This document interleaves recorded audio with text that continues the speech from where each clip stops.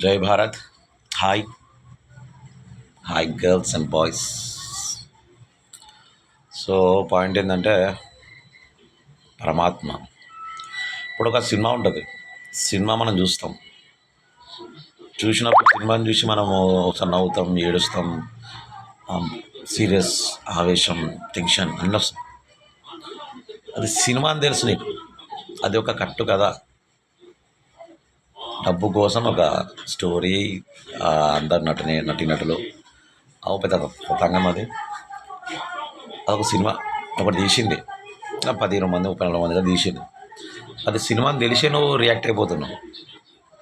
అట్లనే భగవంతుడు సమస్త ప్రపంచానికి, సమస్త సృష్టికి ఏంది, సమస్త సృష్టి పరమాత్మ. కథ, screen play, direction, producer, art, fight, అది ఇది మ్యూజిక్ డైరెక్టర్ అన్నీ పరమాత్మ. ఆల్రెడీ సినిమా షూటింగ్ అయిపోయింది, మనం చూసిన సినిమా. అట్లా ఇప్పుడు మన బతుకులు కూడా ఒక సినిమా. ఆల్రెడీ కథ, స్క్రీన్ దర్శకత్వం అన్నీ ఉన్నాయి వెనకాల. ప్రొడ్యూసర్, డైరెక్టర్, ప్రొడ్యూసర్ అన్నీ ఉన్నాడు.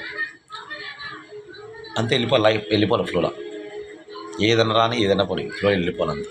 అది నడిపిస్తాడు పరమాత్మ, నడిపిస్తాడు రాముడు నడిపిస్తాడు, ఆ దేవుడు నడిపిస్తాడు, ఈ దేవుడు నడిపిస్తాడు. పరమాత్మ supreme power. I believe in that. పేర్లు నాకు ఈతలని, శివభక్తుడిని, ఖతర్నాక్ రచరచ క్యాండిడేట్ని, హనుమంతుడి భక్తుడిని. పరమాత్మ సత్యం, పరమాత్మ supreme power. Salute to supreme power and బో ఏమంటారు కదా, ఏదో ఉంటుంది శరణాగతి. తెలుగులో, సంస్కృతంలో శరణాగతి మీన్స్ ఏమన్నా వేసుకోబోయి ఏమన్నా వేసుకో. పరమేశ్వర, పరమాత్మ, ఈశ్వర అంటే మళ్ళా శివుడు కాదు, సుప్రీం పవర్. అట్లా ఏమన్నా వేసుకొని వదిలేసేయాలి. పరమాత్మ శరణాగతి.